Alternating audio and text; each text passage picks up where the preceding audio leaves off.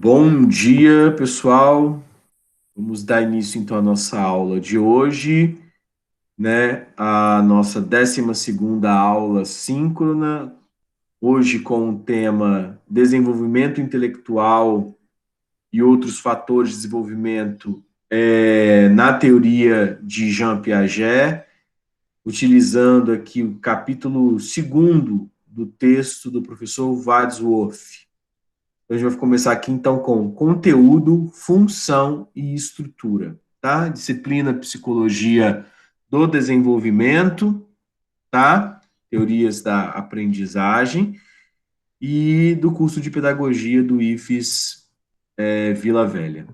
Vamos iniciar então a nossa leitura e, obviamente, desenvolvimento do texto. Piaget considerou o desenvolvimento cognitivo como tendo três componentes, tá? Conteúdo é o que a criança conhece, né? Tanto que a gente fala assim, vou ministrar um conteúdo, né? Então é o que existe para conhecer, né? E aí, obviamente, a gente está falando de três componentes aqui, gente, é conteúdo, função e estrutura, tá? Então, conteúdo é o que a criança conhece. Refere-se aos comportamentos observáveis, sensório-motor, né? Aquilo não é um aprender que passa pela teorização, pelo conceito, né? Que é aprender movendo o corpo, motricidade, e aprender pelos órgãos do sentido, que é reconhecimento, tátil, auditivo, paladar, tá? Visual, ou seja, a sensorialidade. E o óbvio, o conhecimento conceitual, tá? Que é o conhecimento teórico ou mesmo prático observável, né? Mas, enfim, esses são os comportamentos de conteúdo, que são adquiridos com o conteúdo, tá? Por exemplo, o químico no laboratório, ele aprende sensório motrizmente, né? Que é, por exemplo, fazer uma pipetagem, ele tem que balançar tantas vezes ali o tubo de ensaio, ele tem que colocar ali tantas gotas, tá? Isso é um aprendizado sensório-motor. O mecânico que vai lá e ele vai ter que pegar o motor e lixar a parte interna do motor, por exemplo, isso é um aprendizado sensório-motor. Tá? E o conceitual é o quê? Digamos, olha, aqui são tantas partes, né, a teoria da coisa que vai permitir a prática. Geralmente, uma aula prática, ela vai ter, então, características que vão ser sensório-motrizes e, obviamente, conceituais também. Tá? Então, tem esse duplo aprendizado, né, no prático. Tá? Mas, enfim, é o conteúdo, que refletem a atividade intelectual. Pela sua natureza, o conteúdo da inteligência varia consideravelmente de idade para idade, de criança para criança. Tá? Segundo componente cognitivo, tá? Do aprendizado, a função, que refere-se àquelas características da atividade intelectual, que é a assimilação e acomodação, que a gente inclusive já viu, que são estáveis e contínuas no decorrer do desenvolvimento cognitivo. Tá? E o último componente, que é a estrutura, que refere-se às propriedades organizacionais inferidas, que são os esquemas, que explicam a ocorrência de determinados comportamentos. Então, conteúdo, o que se aprende, a função, assimilação e acomodação, e estrutura, que são as propriedades organizacionais, ou seja, os esquemas que explicam a ocorrência de determinados comportamentos, ou seja, dá sentido, tá? São as propriedades que vão dar sentido ao esquema. Por exemplo, ótimos são os exemplos para a gente conseguir acomodar as estruturas aqui assimilativas, né? Já começamos já a usar os termos do Piaget. Se uma criança é solicitada a comparar uma fileira de 9 peças de jogo de dama e uma outra mais longa, peraí, por exemplo, Se uma criança é solicitada a comparar uma fileira de 9 peças de jogo de dama a uma outra mais longa, de 8 peças, e dizer qual tem mais peças, e ela diz que a de 8 tem mais, embora ela conte cada uma das fileiras, pode inferir que ela não tem um conceito completo de número, tá? Vou dizer de uma outra maneira, né? Que até eu me embolei aqui na leitura. Vamos lá.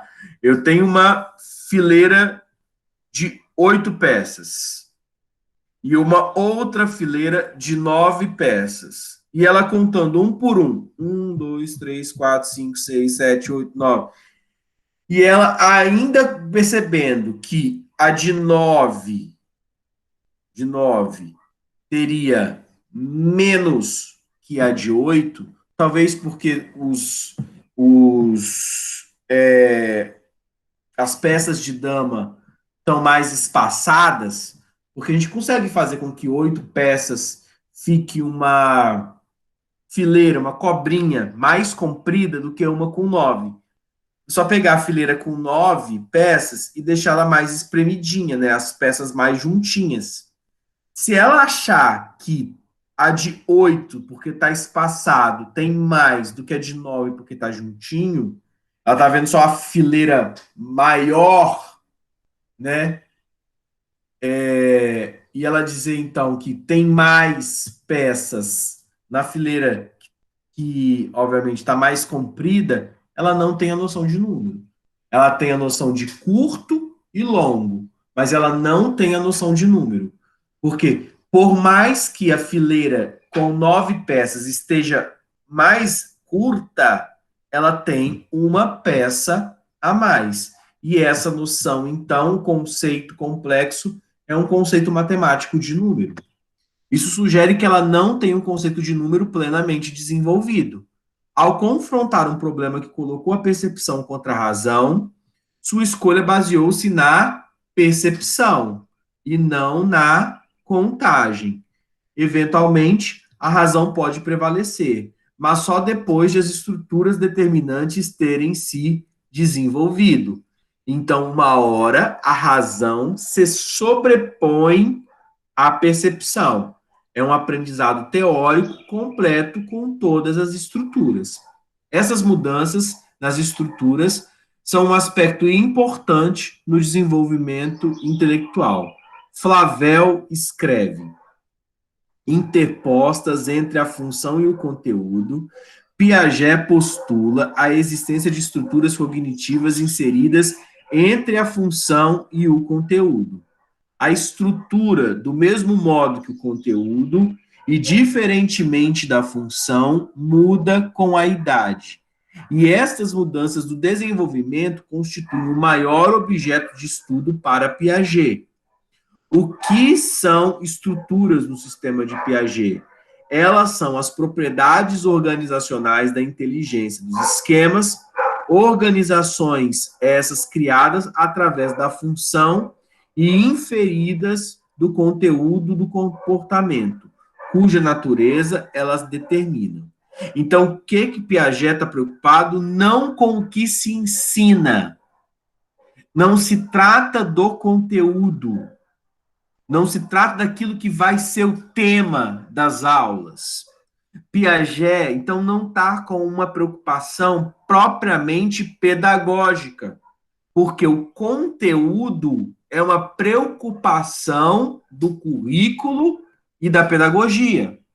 Ele está com uma preocupação psicológica, que é se essa criança está preparada com as suas estruturas e organizações que seriam capazes de compreender aquele conteúdo.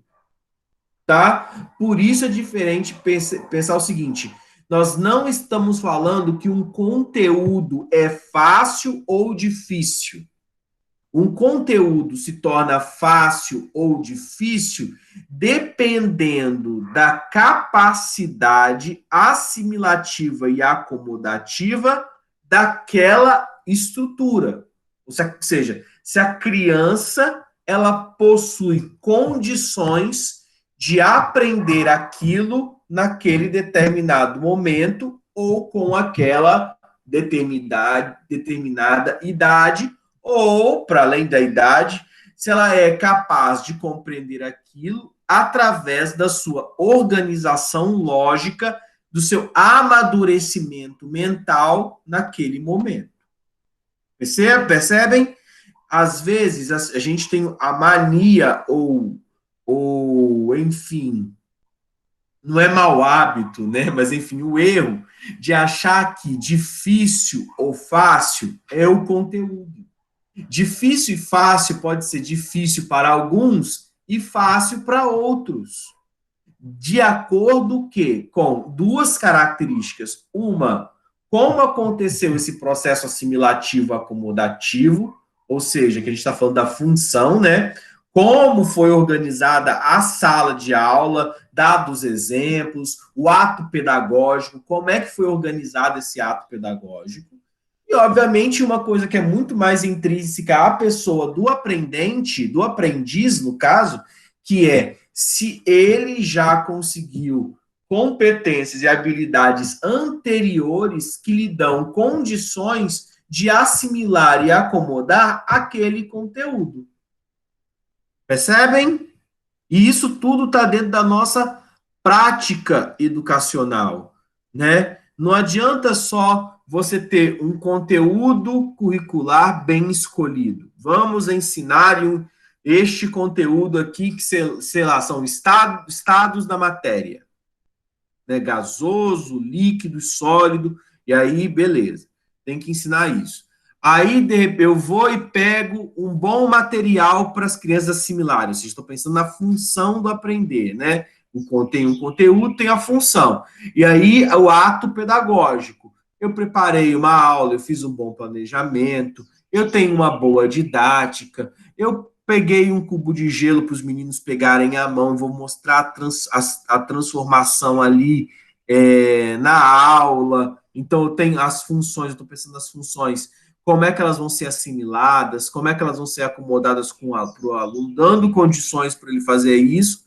Mas aí eu estou explicando mudança de estágio da matéria para uma criança de 1 ano, sei lá, que não adquiriu nem a linguagem ainda. Como é que eu vou explicar isso? Como é que ela vai ter estrutura para isso, cognitiva? Ela não vai ter condições de aprender. Porque ela vai ter que ter primeiro o quê? As estruturas originárias, básicas, para ela dar conta deste processo. Entendeu? Então, Piaget ocupou-se fundamentalmente do estudo da estrutura da inteligência, dedicando-se menos às questões da função e do conteúdo. Seu estudo consistiu na análise e descrição cuidadosa das mudanças qualitativas do desenvolvimento dessas estruturas cognitivas, que são os esquemas. No funcionamento cognitivo, as mudanças qualitativas e estruturais são supostamente mudanças no funcionamento intelectual, que é comumente chamado de inteligência. Então, Piaget estava preocupado com a inteligência. E aí eu vou pegar a nota de rodapé aqui. É possível notar que a maior parte dos testes de inteligência são amostras, numa larga extensão de conteúdos cognitivos, e em menor extensão de estrutura cognitiva.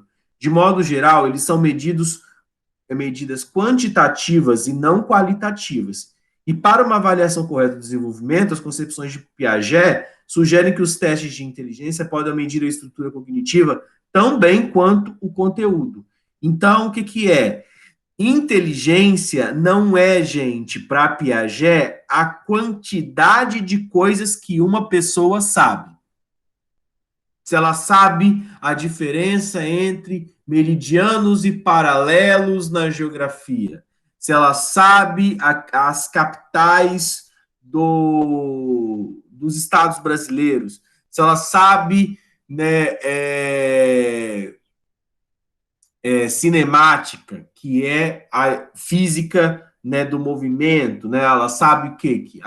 Calcular a velocidade, a aceleração, equilíbrio, né? Enfim, não é a quantidade de conteúdo A quantidade de conteúdo não mede a inteligência. E a gente habitualmente acha que é a quantidade de conteúdo que faz a pessoa ser inteligente ou não, né?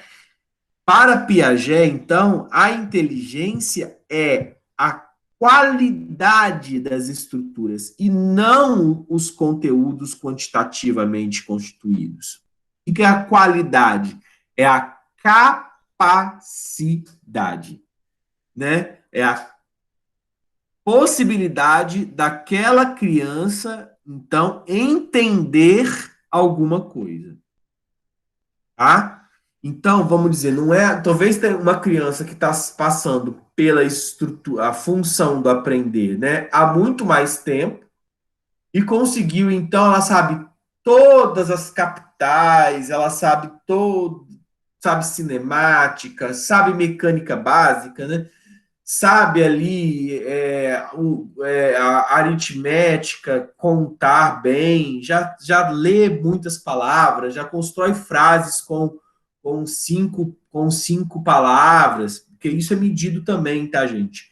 Quantas palavras a criança vai colocando, com o passar do tempo, vai colocando mais palavras na frase e assim montando sentenças mais complexas, né? A gente começa com palavras, com sentenças de duas palavras, né? De uma palavra, de duas palavras, e vai aumentando, né? Tipo, quero, gosto, não, né? Depois a criança passa para ele pegou, né? Eu quero, né? Eu gosto de arroz, aí tá vendo? Tá aumentando a complexidade na estrutura do pensamento, tá? Então não se trata da quantidade disso, de aprender, da quantidade de conteúdos, mas se trata a inteligência da capacidade organizativa que a gente vai ter diante deste processo, tá? Que é o que? A maneira como eu lido com isso, tá? Quanto, teoricamente, né, quanto mais idade, né, ou seja, quanto mais experiências a pessoa vai tendo e, obviamente, vai passeando pelos conteúdos, mais conteúdos, ela vai desenvolvendo mais esquemas e amadurecendo esses processos estruturais, tá? Ação e conhecimento. O sistema de Piaget requer que a criança atue sobre o meio ambiente para que ocorra o desenvolvimento cognitivo, né? São características experimentais, né? O desenvolvimento das estruturas cognitivas é assegurado somente quando a criança assimila e acomoda os estímulos do ambiente. Isso só pode acontecer quando os sentidos da criança entram em contato com o meio ambiente. Quando a criança está agindo no meio, movimentando-se no espaço, manipulando objetos, observando com os olhos e ouvidos, ou pensando, ela está obtendo dados brutos para serem assimilados e acomodados. Essas ações resultam no desenvolvimento de esquemas e, obviamente, no próprio amadurecimento das estruturas. Um bebê não pode aprender a diferença entre um bico de seio e uma ponta de manta, a menos que atue sobre ambos. Ou seja, que tente sugar a ponta da manta, né? Ou o dedo, né? Ele só vai saber a diferença, né? Ou seja, experimentando. À medida que a criança torna-se mais velha, as ações que resultam em mudanças cognitivas tornam-se menos observáveis. Para um bebê, o ato instrumental pode ser um movimento do braço a pegar. Para a criança de 9 anos, o ato instrumental pode ser um ato interno, mental, como somar uma coluna de números. Em ambos os casos, a atividade da criança é essencial para o desenvolvimento. Vocês começam a perceber aqui, por exemplo, eu peguei aqui, somar a coluna de números, e aí tem uma diferença, né? Por que vocês acham que a matemática ela começa com as mãos? Primeiro, a gente faz o 1 a 1, ó, a noção de número. 1, 2, 3, 4. E aí ela começa 4 mais 3. E aí vocês percebem o seguinte, quando eu falo para alguém que já está no operatório formal, 4 mais 3, você imediatamente fala o quê? 7. Tá? Você tem internalizado a noção formal do número, mas outras crianças vão ter que fazer o seguinte, olha, 4 mais 3, que é o início da matematização, que é 1, 2, 3, 4, até assim com a mãozinha, não é? 1, 2, 3, 4, 5, 6, 7. Tá? E às vezes a gente se vê quando está muito cansado, mesmo nós adultos, tentando fazer cálculos com os dedos. O que é isso? Uma pulsão ou uma necessidade a uma estrutura menos evoluída, ou seja, que é uma organização pré-formal, que é o concreto. Entendeu? Então, o que o Piaget dá conta com os estágios que fazem parte deste conteúdo aqui, que eu só antecipei na aula passada, é justamente essa ideia. Primeiro, eu tenho a sensório-motricidade, o estágio sensório-motor. Isso não significa que eu, com 90 anos de idade não vou ter aprendizado sensórios motores. É claro que tem, só que eu vou ganhando essas etapas. E quando eu chego na etapa 4, eu tenho, digamos assim, no meu embornal, na minha bolsa, 4 estruturas cognitivas organizacionais de esquemas. Que então, são o sensório motor, o pré-operatório, que é a aquisição de linguagem, o operatório concreto, ou seja, aprender a operar com o mundo concreto e aprender a operar com o mundo formal, tá? Mas vamos dar sequência aqui. Ações necessárias para que ocorra o desenvolvimento são mais do que simples momento físico. Claro, né? Não é só experimentar, tem uma atividade que é mental. Ações são comportamentos que estimulam o aparato intelectual da criança, podendo ou não ser observáveis. Estes comportamentos produzem desequilíbrio e permitem a ação da assimilação e da acomodação. Lembra que nós já passamos por esses conceitos? Como assim? Estes comportamentos produzem desequilíbrio. É o que? A pergunta. É a necessidade de aprender. É o problema. Quando o problema é posto, eu coloco um desequilíbrio que é a necessidade de resolução do problema, ou necessidade de organização do problema em cima de uma resposta. E eu fico com aquilo aguçado, querendo responder. Estou com um problema para resolver. E aí, obviamente, esse processo de desequilibração, ou seja, em busca da equilibração, vai permitir o processo de assimilação e acomodação. Se eu não tenho desequilíbrio, se eu não tenho um problema, se aquela questão que é colocada pelo professor não me aguça de alguma forma, não me interessa isso.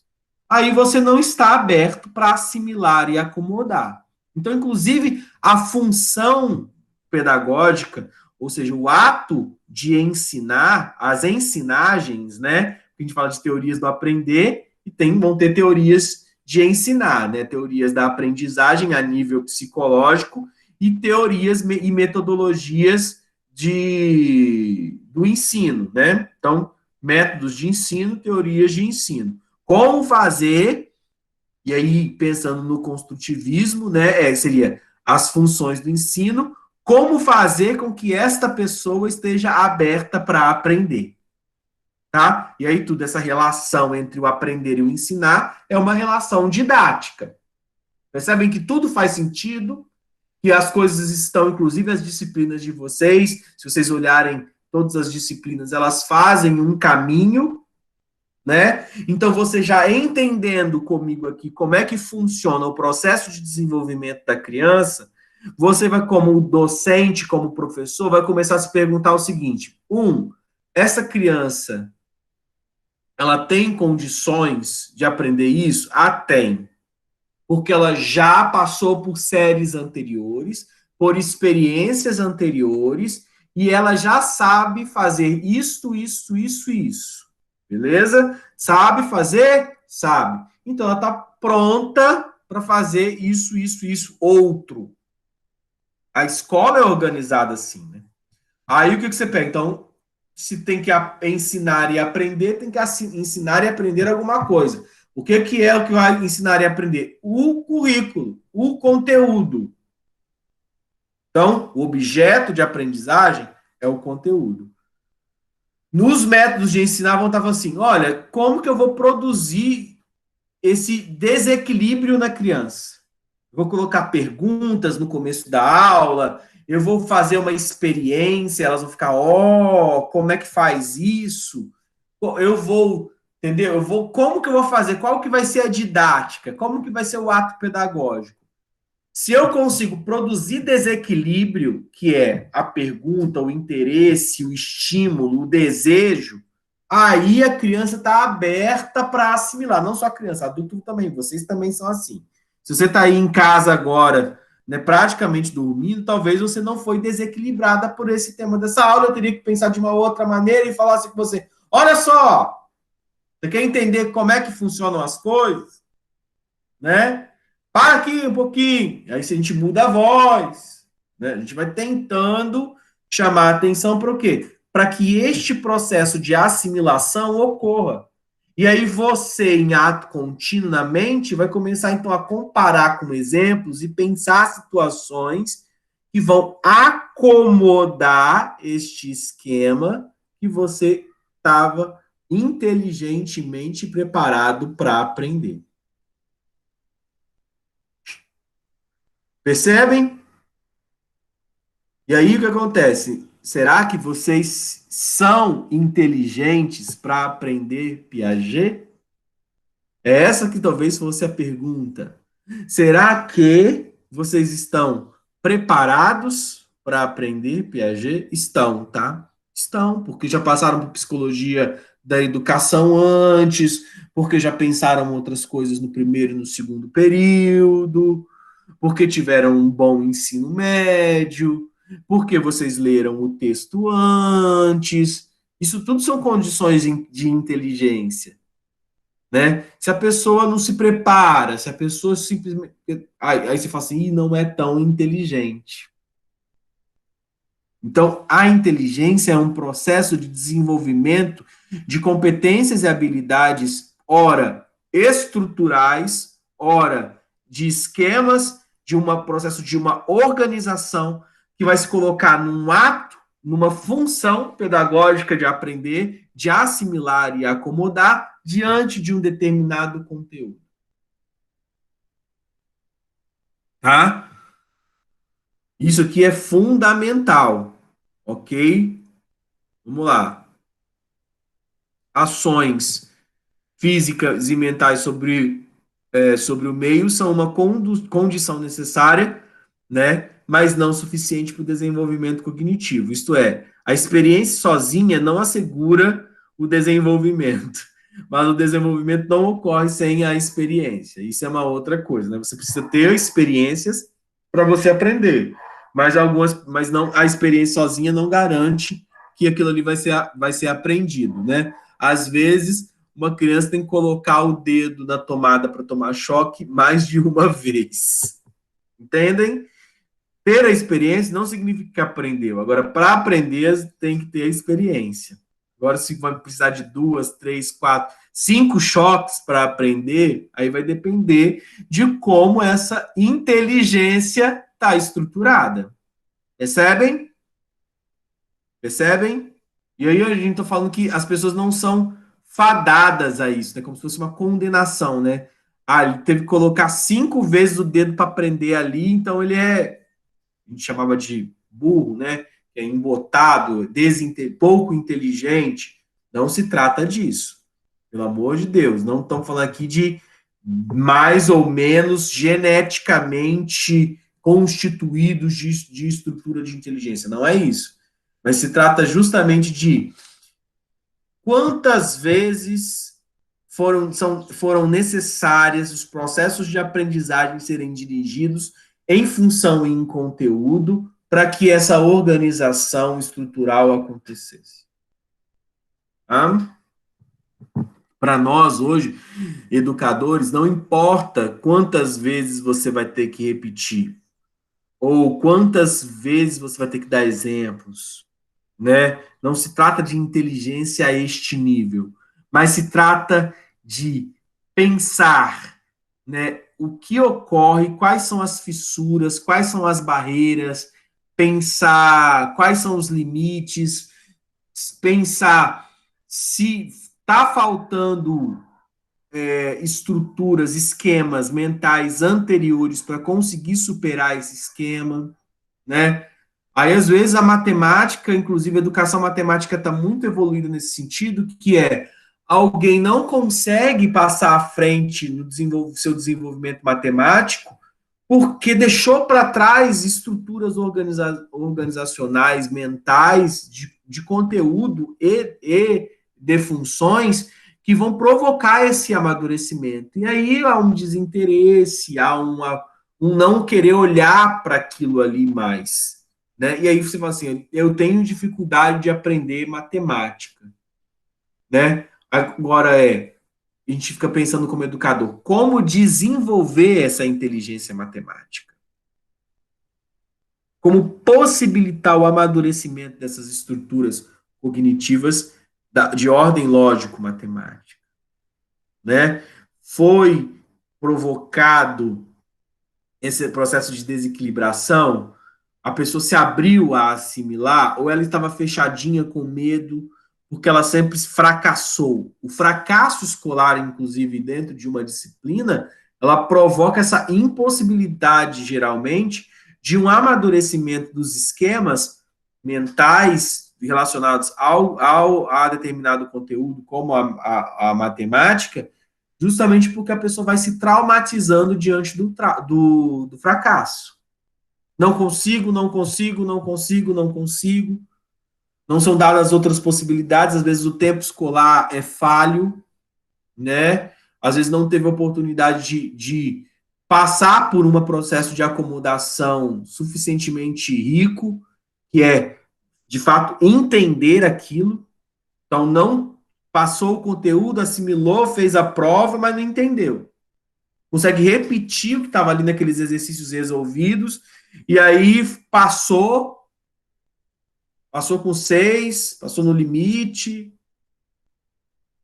mas não acomodou aquilo. Aí vai chegar no outro conteúdo, que precisa de um amadurecimento do esquema, mas como só passou, vai sentir mais dificuldade.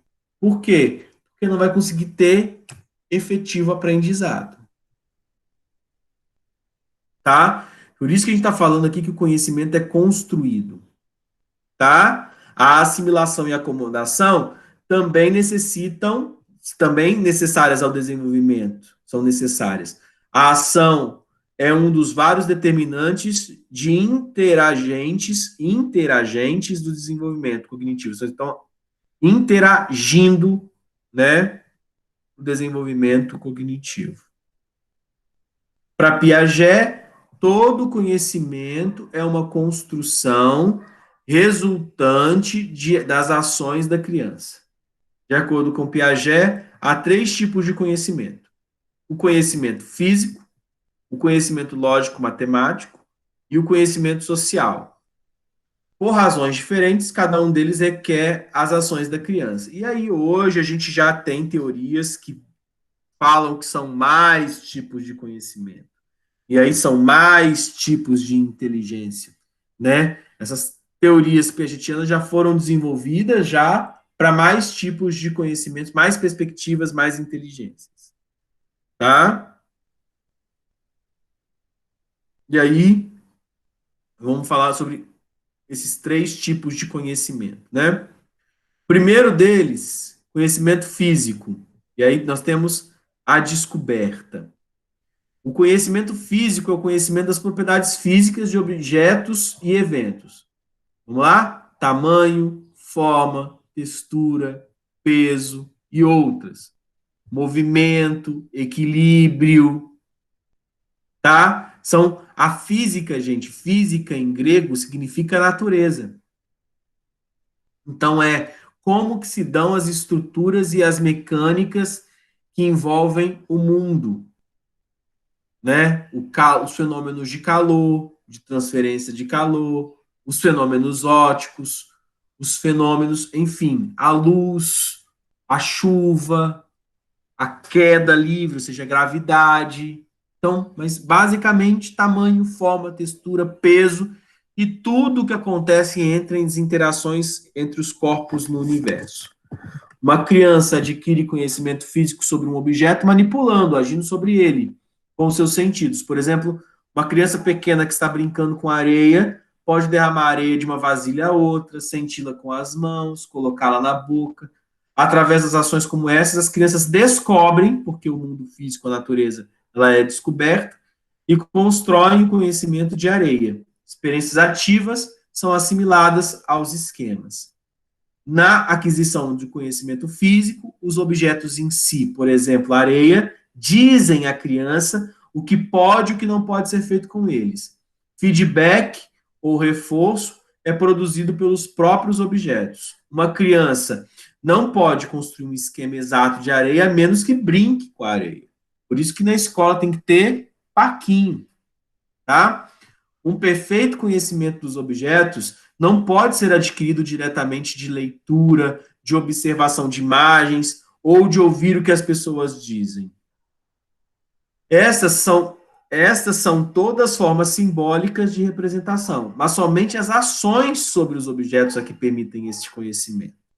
Os objetos permitem-nos construir suas propriedades somente na medida em que atuamos sobre ele, ou seja, para aprender sobre areia, tem que colocar a mão na areia. Para aprender sobre água, tem que colocar, agir na água.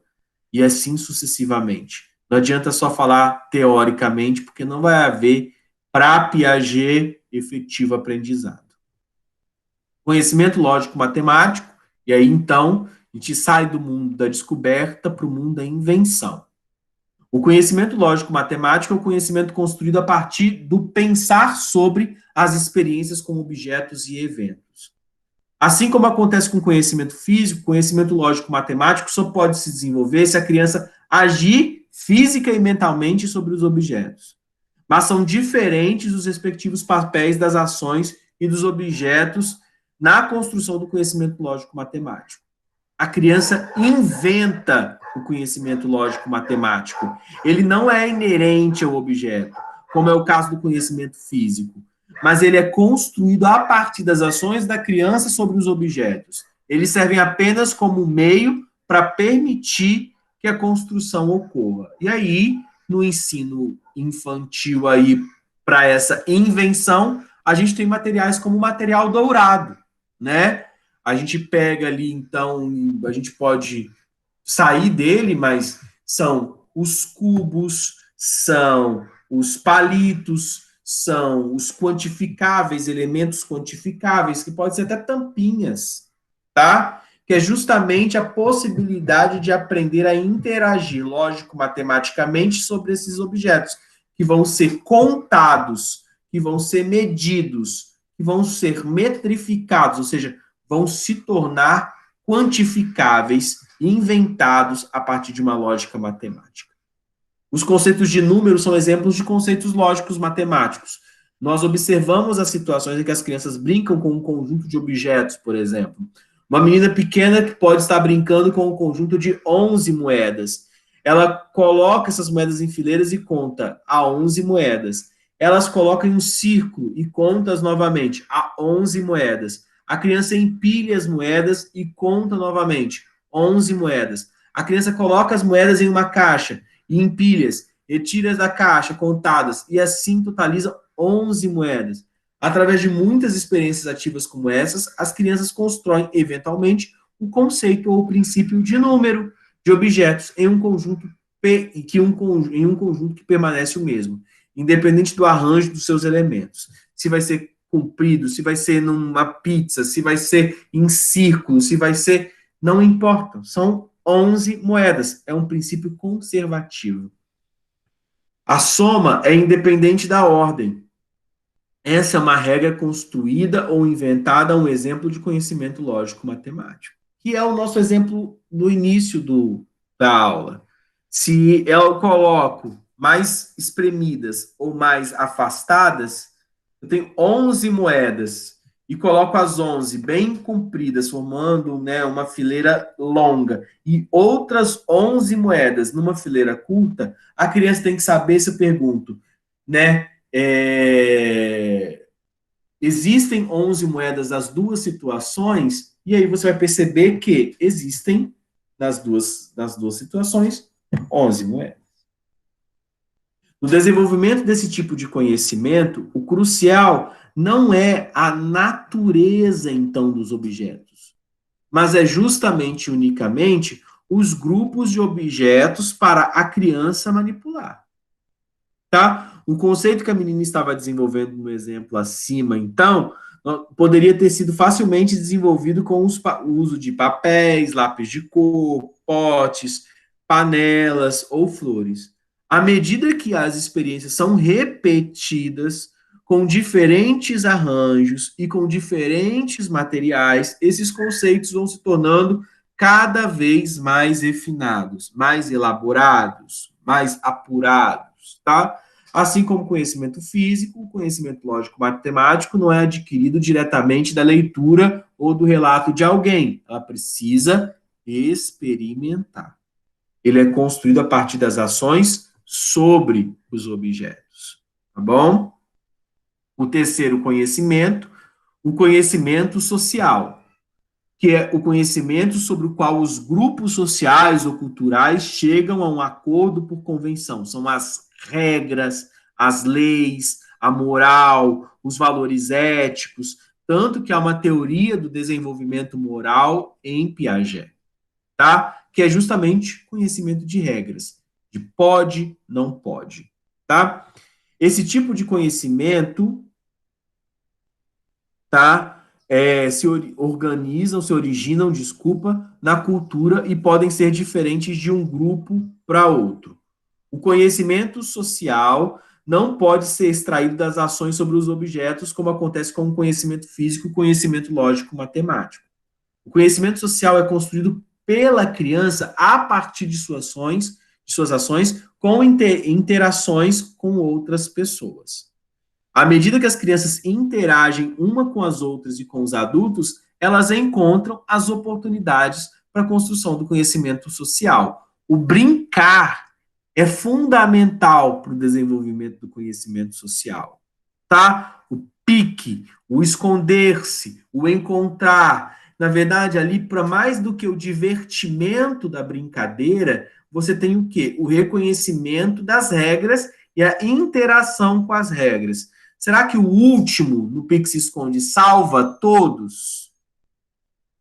Será que eu posso, no pique alto, pular e ficar pulando?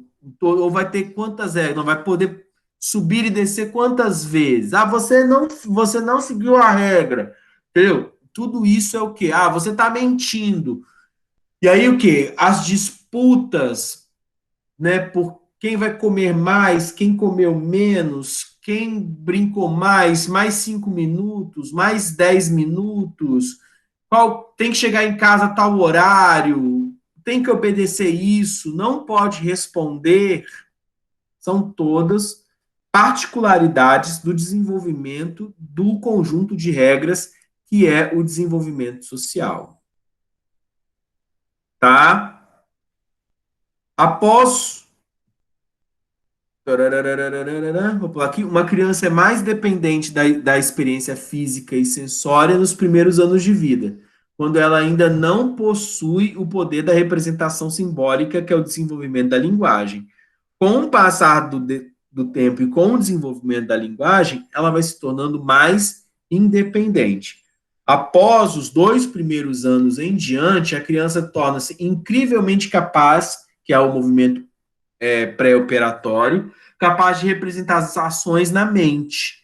As ações da criança sobre o meio ambiente são medidas pelos símbolos internalizados e pela linguagem, e tornando-se menos observáveis. E as ações são menos sensório-motoras, mais conceituais, e aí, contudo, a participação ativa da criança vai permanecer, necessária para o desenvolvimento cognitivo. E aí nós entramos naquilo que nós colocamos na aula passada, que é o contínuo desenvolvimento. Que, então, esse processo de amadurecimento cognitivo, de desenvolvimento da inteligência, vai colocar para Piaget a existência de 4 estágios, que é o estágio sensório-motor, o estágio pré-operacional, o estágio das operações concretas e o estágio das operações formais. Tá? E é isso, tá? É claro que aí nós vamos ter uma ideia em Piaget, eu gostaria que vocês lessem, de fatores para esse desenvolvimento, de um processo de maturação intelectual que é geralmente herdado, que tem características genéticas, ou seja, uma pessoa herda, né, um ritmo de amadurecimento, tá? E equilibração a gente falou, e obviamente esse desenvolvimento intelectual, ele também está atrelado a um desenvolvimento afetivo, tá? Existe uma concepção de que, do mesmo jeito que a gente desenvolve uma inteligência intelectual, a gente desenvolve uma inteligência emocional, tá? E isso também está relacionado aos estágios, tá? E aí, o seguinte, né, que eu quero que fique para vocês aqui no tópico que a gente desenvolveu aqui na disciplina, que é o tópico. Deixa eu conferir aqui no AVA. Se não me engano, o tópico 6. Isso, tópico 6. Os jogos são importantes para esse desenvolvimento. Pensando para além das metodologias, para as teorias do aprender, nas teorias do ensinar, existe a questão dos jogos, dos games. E os games são oportunidades, possibilidades para provocar aquele desequilíbrio, para aguçar através do interesse, através da interação com o jogo, um processo construtivista de aprender, tá? E aí eu coloquei, então, 3 palestras chamadas na íntegra com professores piagetianos, né, que vão estar explicando os mesmos conceitos que eu expliquei aqui na aula. Eu coloquei o professor Lino de Macedo, a professora Zélia Chiarotino e o professor Yves Delataille, que são professores da USP e que são piagetianos e que falam sobre esse desenvolvimento aqui assimilativo, a equilibração, a assimilação, a acomodação, as interações para o desenvolvimento de regras no conhecimento social, qual esse conceito de estrutura, tudo que eu expliquei aqui, eles falam de novo. E, por fim, eu coloco 3 falas do professor Lino de Macedo falando sobre o desenvolvimento de situações problemas, o desenvolvimento de jogos e como essa possibilidade de você, nos jogos, na brincadeira, desenvolver a inteligência. Então, gente, eu queria simplesmente dizer o seguinte, ó, que aí a pessoa fala assim, menino quer tá no videogame, tá no LOL, né, tá no Minecraft, tá ali. Não há diferença entre amarelinha, pique, Lego, Minecraft, LOL.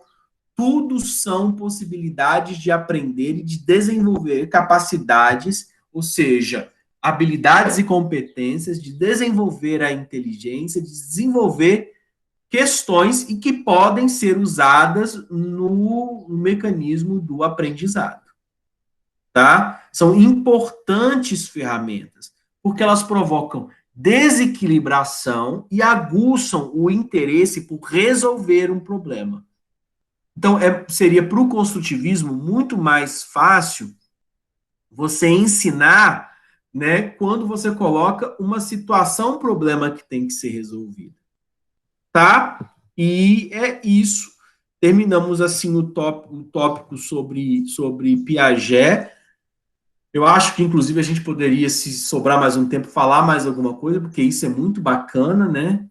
É algo que eu gosto muito, e eu espero que esse material aqui ajude a vocês no desenvolvimento desse conhecimento. Deixa eu ver se tem mais alguma coisa que eu poderia colocar aqui no finalzinho da aula. Não, por hora é isso mesmo. Alguma pergunta? Alguma coisa não ficou ainda equilibrada? Ou esse processo assimilativo ainda não provocou uma organização acomodativa, né? Existem esquemas aqui a serem acomodados. Com certeza vocês vão ter que pensar um pouco sobre isso, tá? Quero aqui desejar a vocês um excelente final de semana e a gente se vê então na nossa próxima aula, que por conta do feriado, né? Não teremos aula na quarta-feira. Nos veremos então na próxima sexta-feira. Fiquem bem, com saúde e até a próxima aula. Tchau, tchau. Até, professor. Bom final de semana para todos aí. Tchau, tchau. Bom final de semana.